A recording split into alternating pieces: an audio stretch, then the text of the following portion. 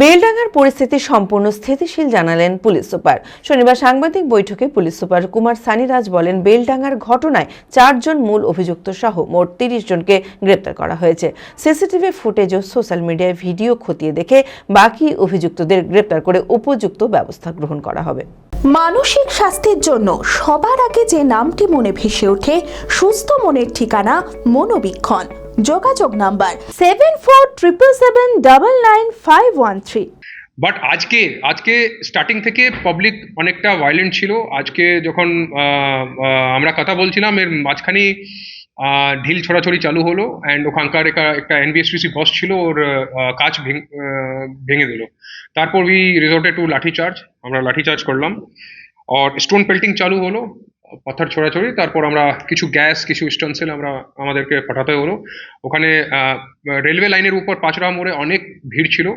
তারপর ওখান থেকে যখন রেলওয়ে লাইনের যে পাথরগুলো আছে, পাথর যখন চার্জ করলো, তারপর আমরা উই অলসো রিসর্টেড টু লাঠি চার্জ और गैस गन वगैरह फायर करके ultimately situation was brought under control. আমরা তারপর পুরা বেলডাঙ্গা মিউনিসিপ্যালিটি গ্রামের এরিয়া দিকে আমরা সব জায়গা ঘুরে এরিয়া ডোমিনেট করলাম। হার্ডলি মানে আধা ঘন্টা থেকে 30-35 মিনিট লাগলো, পুরা সিচুয়েশন একদম কমপ্লিটলি আন্ডার কন্ট্রোল এসে গেছিল।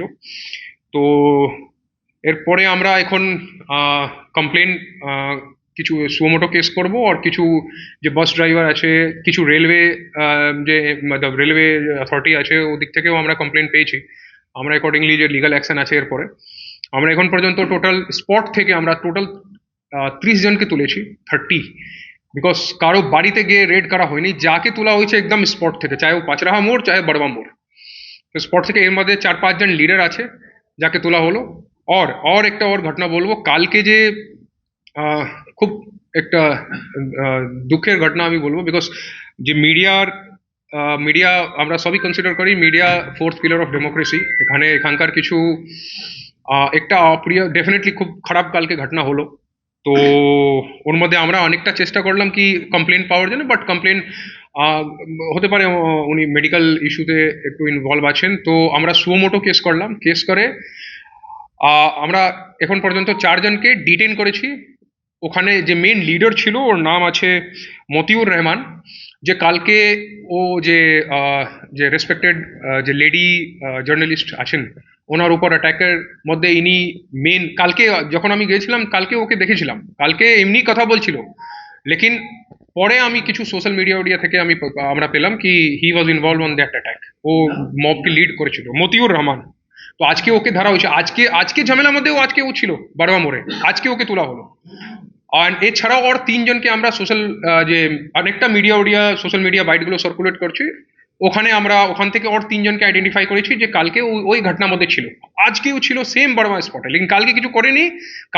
আজকে যখন মেরেছে, যখন ভিডিও আমরা পেলাম, যখন কম্পেয়ার করলাম, তো উই ফাউন্ড কি এরা ছিল। তো এই 4 জনকে আমরা অ্যারেস্ট করে ও পার্টিকুলার কেসে আমরা পাঠাবো, যে জার্নালিস্ট ইঞ্জুরি যে কেস আছে কালকে।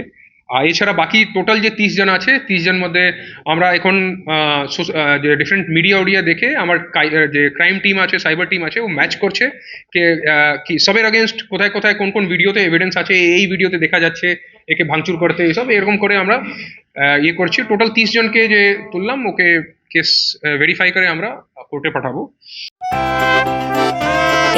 খোলা আকাশ অনেক তারার মাঝে, রামধনু রঙে যেখানে সবাই সাজে। নামি হোক কিংবা দামি, পেয়ে যাবে সব রকমই। ছোট হোক কিংবা বড়, কেনাকাটা হোক আরো নতুন ফ্যাশনে নতুন tradition, Libaas family store. Libaas family store. Libaas কাতাই বহরমপুর মুর্শিদাবাদ।